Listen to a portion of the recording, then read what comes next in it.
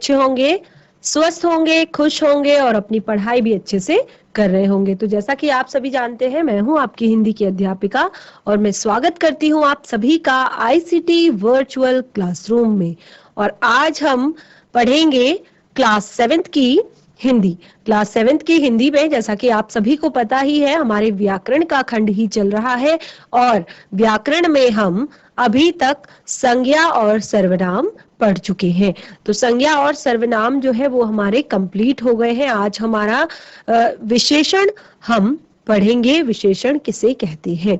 ठीक है, तो ये छोटी छोटी चीजें तो सभी को पता है कि संज्ञा और सर्वनाम की विशेषता बताने वाले शब्दों को विशेषण कहते हैं। तो और भी हम इसको विस्तार से पढ़ेंगे और इसके भेदों को जानेंगे। उसके बाद इस पाठ से संबंधित कुछ प्रश्न होंगे जिनको हम करेंगे। तो सभी बच्चे बिल्कुल ध्यान पूर्वक सुनेंगे, अपनी कॉपी में लिखेंगे, साथ साथ लिखते भी रहिए। जैसे जैसे मैं आपको बताती जाती हूँ, पढ़ाती जाती हूँ, तो आप वो सारी चीजें अपनी कॉपी में भी नोट डाउन कीजिएगा। तो चलते हैं स्मार्ट बोर्ड की तरफ, शुरू करते हैं आज का सेशन। देखिए, कुछ जैसे कि सेंटेंस यहाँ पर दिए हैं।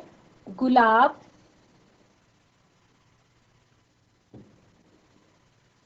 गुलाब लाल है, कुत्ता काला है, सेब लाल सेब मीठे होते हैं। इसी तरह और भी सेंटेंस, चाय में चीनी थोड़ी चीनी डाल दो, या बच्चों के पास कुछ चॉकलेट है, या 5 केले खरीदो, या मैं ताजे फल लाया हूं। तो इस तरह के जो शब्द होते हैं, इस तरह के जो सेंटेंस होते हैं, उनमें जहां पर भी आपको इस तरह के शब्द दिखाई दे रहे हैं, उन्हें हम क्या कहते हैं? विशेषण कहते हैं। अर्थात संज्ञा या सर्वनाम की विशेषता बताने वाले जो शब्द होते हैं, उन्हें विशेषण कहा जाता है। यहाँ पर 3 आपको वाक्य दिए हैं और इन वाक्यों में लाल, काला, मीठे, ये सभी शब्द गुलाब, कुत्ता और सेब शब्द की विशेषता को बता रहे हैं। अर्थात गुलाब लाल है और सेब लाल और मीठे हैं और कुत्ता काला है। तो विशेषण शब्द जो होते हैं बच्चों, जिस संज्ञा या सर्वनाम की विशेषता बताते हैं, वे विशेष्य कहलाते हैं। बिल्कुल इसको अपनी कॉपी में आप इसी तरह उतार सकते हैं, इसी तरह लिख सकते हैं कि विशेषण शब्द जिस संज्ञा या सर्वनाम की, अर्थात जिसकी विशेषता बताई जा रही है। अगर मैं कहूं लाल सेब, तो सेब जो है वो विशेष्य है और लाल शब्द जो है वो विशेषण है। नीली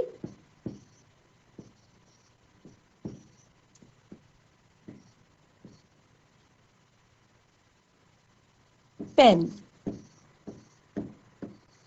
तो पेन शब्द जो है वो विशेष्य है और नीला शब्द जो है ये विशेषण है। ताजे फल, फल, तो फल क्या है? ये विशेष्य है और ताजा शब्द क्या है? विशेषण है। काला कोट, कोट, तो कोट शब्द क्या है?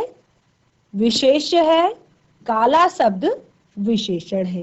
तो इस तरह संज्ञा या सर्वनाम की विशेषता बताने वाले शब्दों को विशेषण कहते हैं और विशेषण शब्द की विशेषण जिस शब्द की विशेषता को बताता है उसे विशेष्य कहते हैं। तो आप एक बार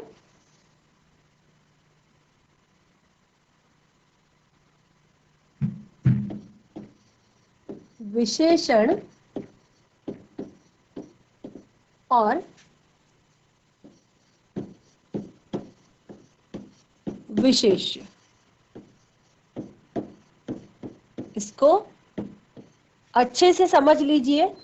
अगर मैं शब्द लिखती हूं लाल गुलाब,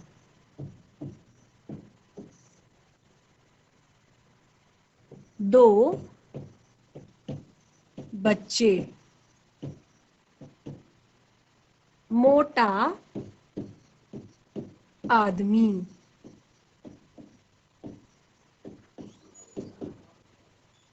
नीला आसमान।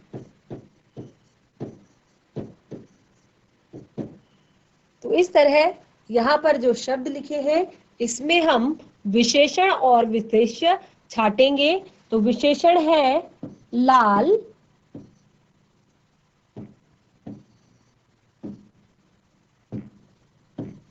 लाल, और विशेष्य है गुलाब। दो बच्चे, तो बच्चे क्या है? विशेष्य है। और कितने बच्चे हैं? दो हैं, अर्थात ये विशेषता हो गई दो बच्चे। मोटा आदमी, आदमी जो है वो विशेष्य है और मोटा ये विशेषण है। नीला आसमान, आसमान जो है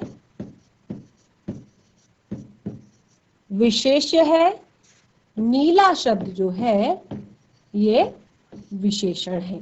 ठीक है, लाल गुलाब, दो बच्चे, मोटा आदमी, नीला आसमान। तो इस तरह से हम विशेषणों को समझ सकते हैं।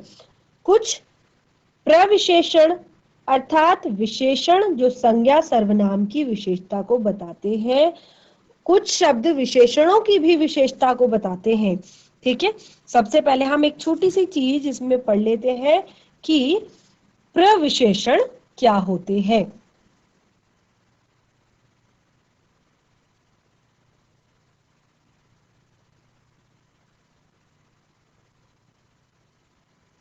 प्रविशेषण, तो अभी हमने विशेषण के बारे में पढ़ा जो संज्ञा की विशेषता को बताते हैं, सर्वनाम की विशेषता को बताते हैं। लेकिन इसी में एक टॉपिक है प्रिविशेषण, प्रविशेषण। प्र अर्थात पहले, विशेषण अर्थात विशेषण से, अर्थात जो विशेषण की भी विशेषता बताते हैं। देखिए विशेषण क्या होते हैं, पहले ये लिखिए। विशेषण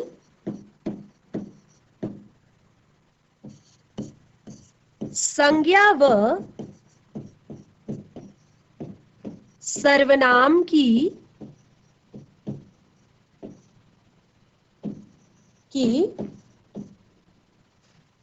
विशेषता बताते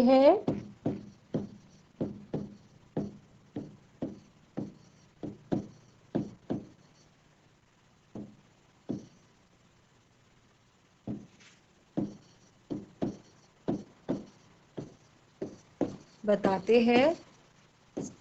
विशेषण संज्ञा व सर्वनाम की विशेषता बताते हैं, परंतु कुछ जो होते हैं, कुछ विशेषण जो होते हैं, कुछ शब्द जो होते हैं, विशेषणों की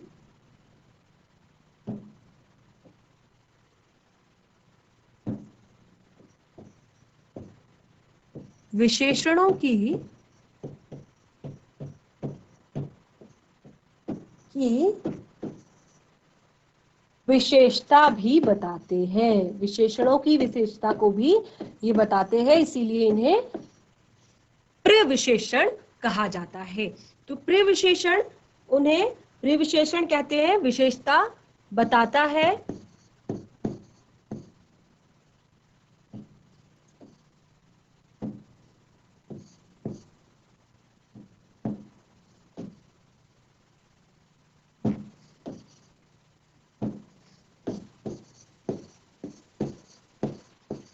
उन्हें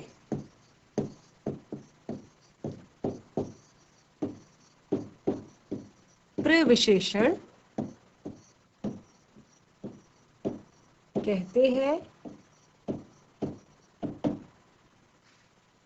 जैसे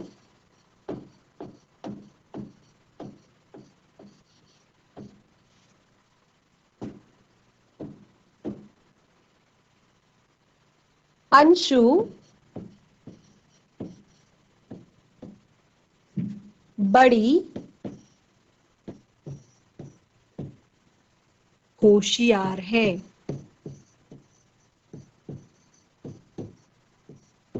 अंशु होशियार है, ये तो अंशु की विशेषता को बता रहे हैं, लेकिन अंशु बड़ी होशियार है, तो जो बड़ी शब्द यहाँ पर प्रयोग किया गया है ये इस विशेषण की भी विशेषता को बता रहा है। अगला, पिताजी बिल्कुल स्वस्थ हैं। पिताजी बिल्कुल स्वस्थ हैं।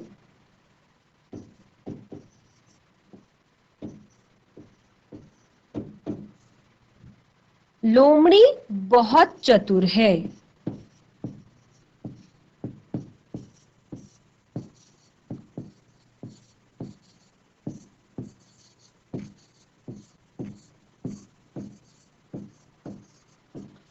लोमड़ी बहुत चतुर है, पिताजी बिल्कुल स्वस्थ हैं। तो आप यहाँ पर देख रहे हैं कि जैसे अंशु बड़ी होशियार है, तो अंशु होशियार है, ये अंशु अर्थात संज्ञा की विशेषता को बता रहे हैं, लेकिन बड़ी होशियार है अर्थात विशेषण की भी विशेषता को ये बता रहा है कि बहुत ज्यादा होशियार है। पिताजी बिल्कुल स्वस्थ है, अगर सेंटेंस सिर्फ इतना हो कि पिताजी स्वस्थ है तो ये पिताजी की विशेषता है कि वो स्वस्थ है, लेकिन बिल्कुल स्वस्थ है अर्थात विशेषण की भी विशेषता यहाँ पर बताई जा रही है। लोमड़ी चतुर है, सबको पता है लोमड़ी चतुर है, ये एक विशेषण है लोमड़ी का, लोमड़ी के लिए, लेकिन किस तरह की चतुर है, बहुत ज्यादा चतुर है, तो इसीलिए ये विशेषण की भी विशेषता बताई जा रही है।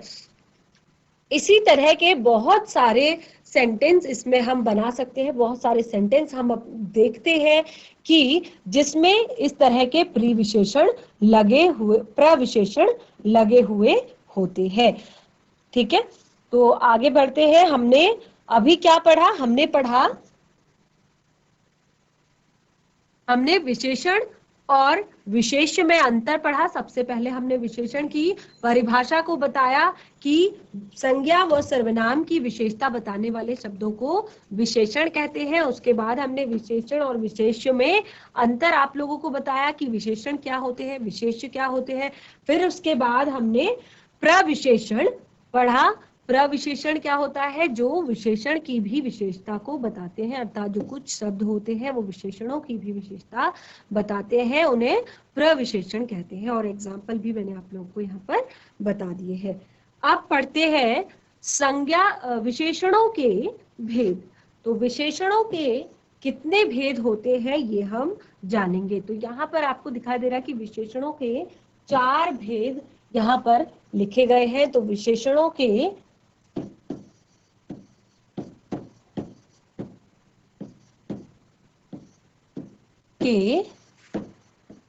4 भेद होते हैं। कौन कौन से होते हैं? गुणवाचक विशेषण, संख्यावाचक विशेषण, परिमाणवाचक विशेषण और सर्वनामिक विशेषण या संकेतवाचक विशेषण। तो क्या होते हैं गुणवाचक विशेषण? सबसे पहले हम ये पढ़ेंगे। तो गुणवाचक विशेषण बच्चों, जो विशेषण संज्ञा या सर्वनाम के, क्योंकि गुणों के बारे में बोला गया है तो गुणों की विशेषता जहां पर बताई जाएगी, अर्थात संज्ञा या सर्वनाम के गुण, दोष, रंग, रूप, आकार, स्थान, अवस्था आदि का बोध कराता है, उसे गुणवाचक संज्ञा कहते हैं। तो इसको हम फटाफट से पहले लिख लेते हैं, फिर हम इसको बहुत सारे उदाहरणों से समझेंगे। शुरू कीजिए। जो विशेषण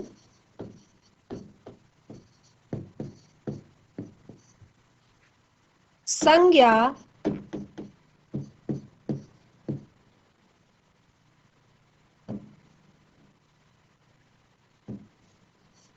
या सर्वनाम के गुण, दोष, रंग,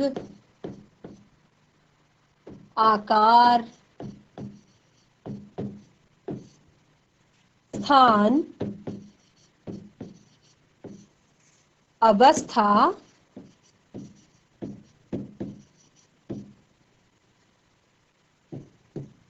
दशा आदि का बोध कराते हैं।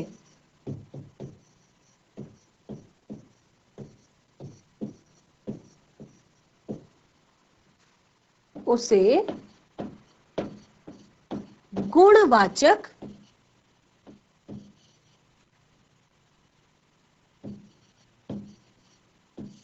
सर्वनाम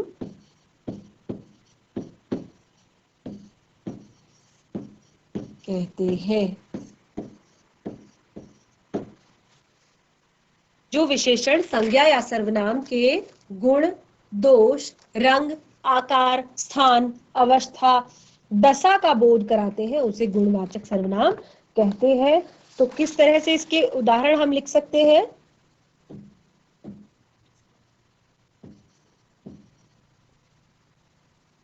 अर्जुन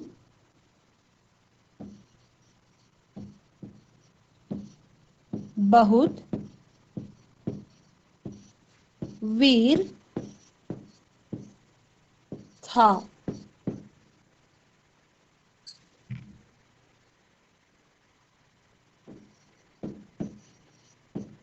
काला घोड़ा तेज दौड़ा।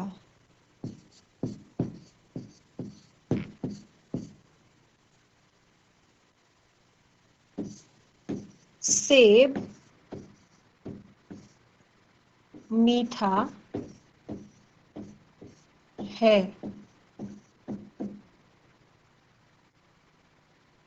हम सब भारतीय हैं। तो यहाँ पर आप देख रहे हैं कि अर्जुन बहुत वीर था, काला घोड़ा तेज दौड़ा, सेब मीठा है, हम सब भारतीय हैं। तो यहाँ पर रंग के बारे में, आकार के बारे में, स्थान के बारे में, अवस्था के बारे में बताया गया है। उसी की विशेषता हमें बताई गई है कि अर्जुन बहुत वीर था, काला घोड़ा तेज दौड़ा। तो घोड़े की यहाँ पर एक तो दो विशेषताएं बताई गई हैं। सबसे पहले काला घोड़ा, कि घोड़ा कैसा है? काला है, अर्थात उसके रंग के बारे में बताया गया है। तेज दौड़ा, तो तेज दौड़ने का, उस तेज दौड़ना उसकी एक विशेषता है। सेब मीठा है, तो ये क्या है? ये उसके गुण है और ये उसके अवस्था है कि वो अब मीठा हो चुका है। हम सब भारतीय हैं, तो हमारी विशेषता किस आधार पर यहाँ पर बताई गई है? स्थान के आधार पर कि हम सब क्या है? भारतीय है। तो ये गुणवाचक सर्वनाम जो है ये आपको शायद समझ में आ गया होगा। सॉरी, गुणवाचक विशेषण, गुणवाचक विशेषण जो हम पढ़ रहे हैं ये आप लोगों को समझ में आ गया होगा। इसमें क्या होता है एक बार और समझ लीजिए कि गुण, दोष, रंग, आकार, स्थान, अवस्था, दशा आदि का बोध कराया जाता है, जिससे हमें पता चलता है कि संज्ञा और सर्वनाम के गुणों का, दोषों का, रंग का, आकार का और स्थान का। तो बहुत सारे इसमें चीजें आ जाती है। किन किन के आधार पर हम इनको बांट सकते हैं? सबसे पहले गुण दोष। इस तरह के शब्द जब आएंगे तो आप पहचान जाएंगे कि यहाँ पर कौन सा विशेषण है। अगर भला बुरा,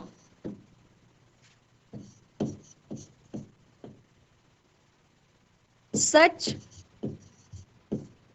झूठ, उदार आलसी,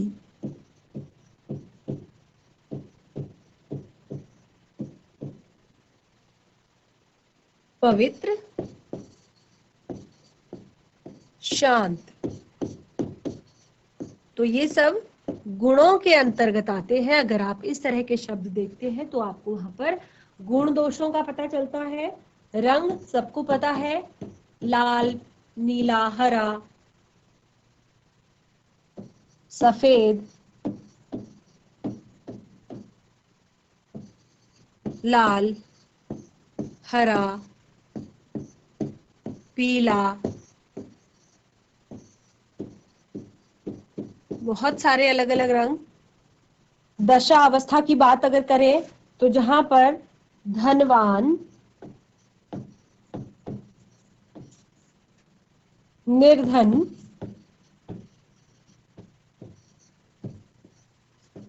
दुर्बल,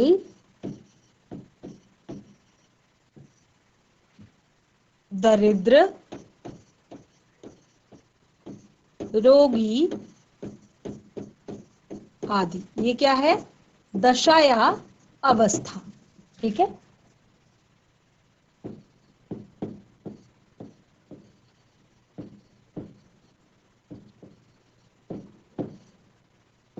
दशा या अवस्था। फिर स्वाद। स्वाद के आधार पर भी आप बता सकते हैं। खट्टा, मीठा, फीका, गंधहीन,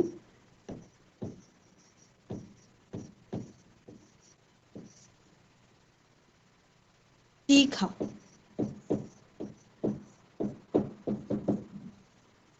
तो इस तरह से, और भी स्थान के बारे में अगर हम बात करें तो हम बहुत सारे देशों के नाम ले सकते हैं, बहुत सारी जगहों के नाम ले सकते हैं।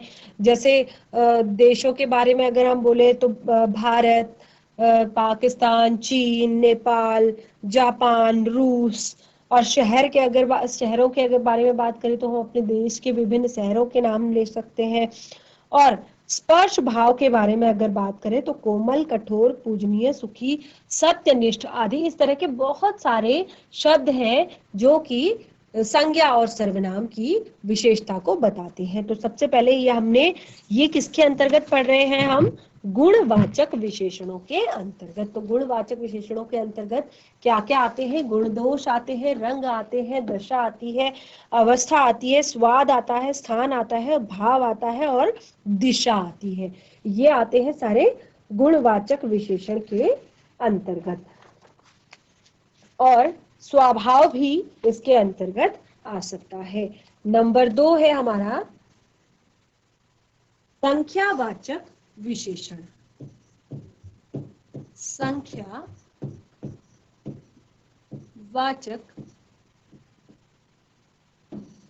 विशेषण।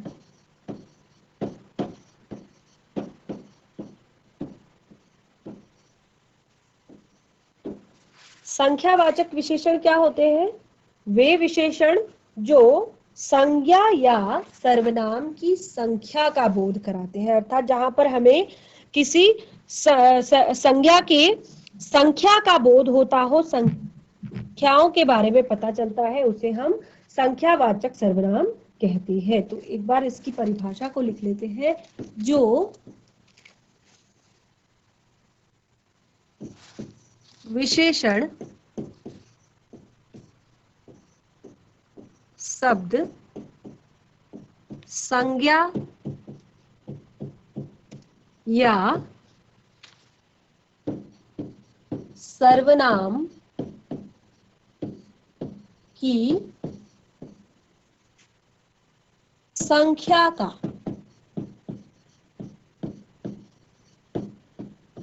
बोध कराते हैं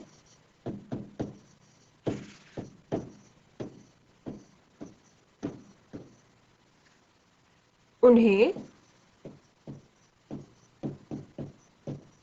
संख्यावाचक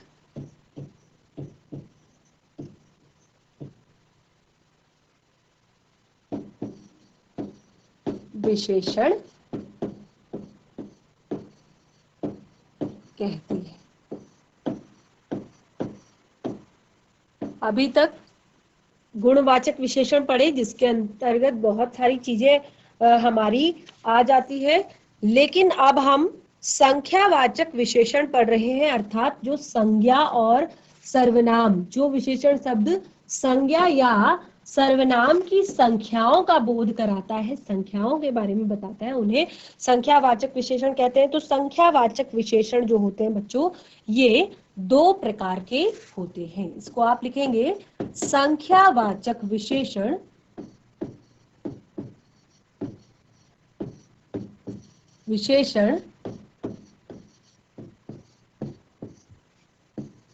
दो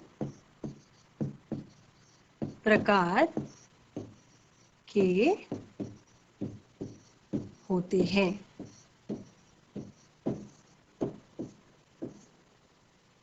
संख्यावाचक विशेषण जो है वो दो प्रकार के होते हैं। कौन कौन से दो प्रकार के होते हैं पहले लिख लेते हैं, फिर समझेंगे। नंबर 1, निश्चित संख्यावाचक।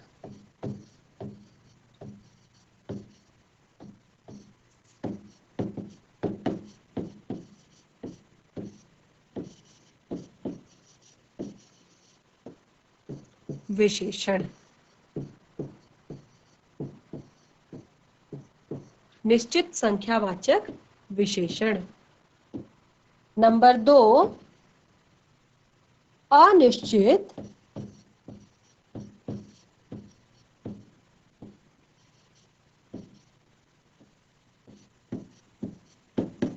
संख्यावाचक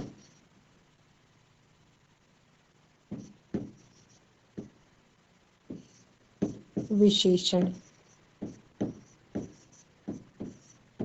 तो अब हम इन्हें विस्तार पूर्वक पढ़ेंगे कि निश्चित संख्यावाचक विशेषण क्या होते हैं और अनिश्चित संख्यावाचक विशेषण क्या होते हैं। जैसे कि आपको नाम से ही बहुत सारी चीजों के बारे में हम पहले से ही अनुमान लगा लेते हैं कि अगर इसका नाम है निश्चित संख्यावाचक विशेषण,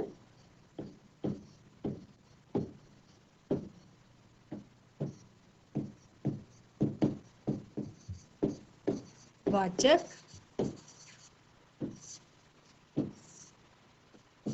विशेषण, तो ये किस प्रकार से होगा कि जिन विशेषण शब्दों से संज्ञा या सर्वनाम की निश्चित संख्या का बोध होता है। जिस विशेषण शब्द से, इसको भी आप लिख लेंगे, जिस विशेषण शब्द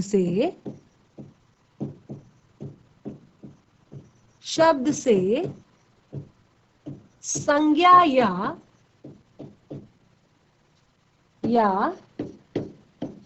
सर्वनाम की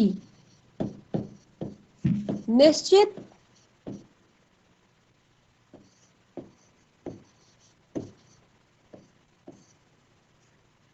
संख्या का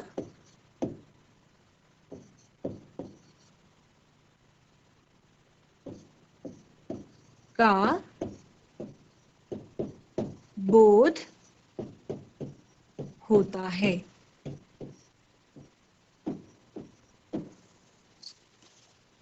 जिससे हमें संज्ञा या सर्वनाम की निश्चित संख्या का बोध होता है, उसे निश्चित संख्यावाचक विशेषण कहते हैं। उसे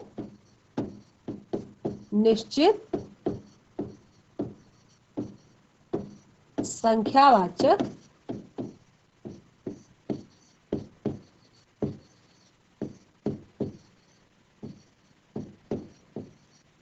विशेषण कहते हैं। तो इसको हम किस प्रकार से समझेंगे, जब संज्ञा और सर्वनाम की निश्चित संख्या का बोध यहाँ पर होगा। तो यहाँ पर लिखेंगे एग्जाम्पल के तौर पे, आज कक्षा में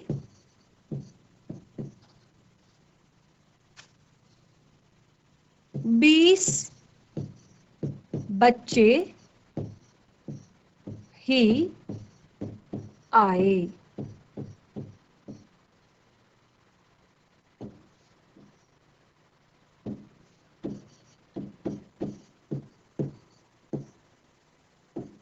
अर्थात निश्चित संख्या बच्चों की बताई कि आज कक्षा में 20 बच्चे ही आए।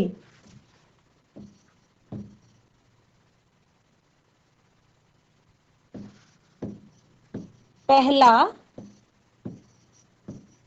नंबर मेरा ही था।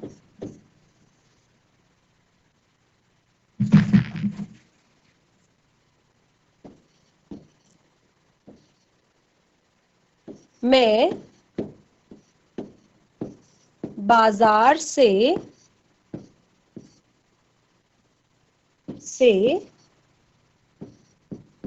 एक दर्जन केले लाया।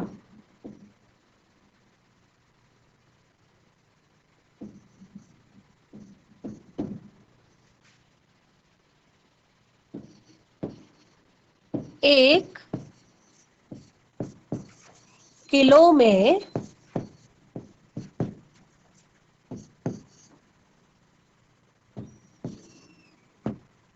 5 सेब आए। तो यहाँ पर आप देख रहे हैं कि आज कक्षा में 20 बच्चे ही आए। पहला नंबर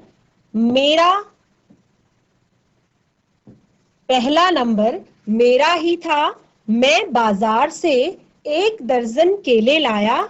1 किलो में 5 सेब आए। अर्थात यहाँ पे आप देख रहे हैं कि नंबर्स की बात की है, संख्या की बात की है कि जिस विशेषण शब्द में संज्ञा या सर्वनाम की किसी निश्चित संख्या का बोध होता है, किसी निश्चित संख्या के बारे में बताया जाता है। तो आज कक्षा में केवल 20 बच्चे आए। 20 जो है वो निश्चित संख्या है। पहला नंबर मेरा ही था। पहला जो शब्द है ये संख्या, निश्चित संख्या है। मैं बाजार से 1 दर्जन केले लेकर आया। तो 1 दर्जन जो है ये एक निश्चित संख्या है।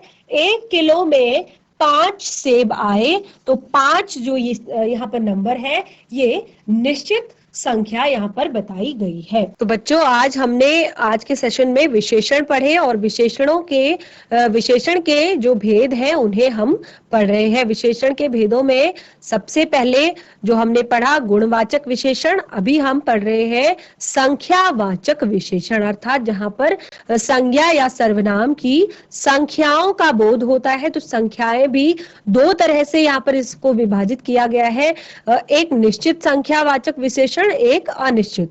जिसमें निश्चित संख्याएं बताई जाए वो निश्चित संख्यावाचक, जिसमें हमें पता ना हो स्पष्ट रूप से कि कितनी मात्रा में कोई भी चीज है, तो वहां पर हम अनिश्चित संख्यावाचक विशेषण उसको कहेंगे। तो आज का जो ये सेशन है ये अगले सेशन में हमारा इसी तरह कंटिन्यू रहेगा, इसी तरह चलेगा, क्योंकि ये हमने आज ही शुरू किया है। तो जितना भी आज हमने पढ़ा है उसको घर में एक बार रिवाइज करेंगे, पढ़ेंगे। तो मिलेंगे नए सेशन में इसी पाठ के साथ। तब तक के लिए धन्यवाद। आपका दिन शुभ हो।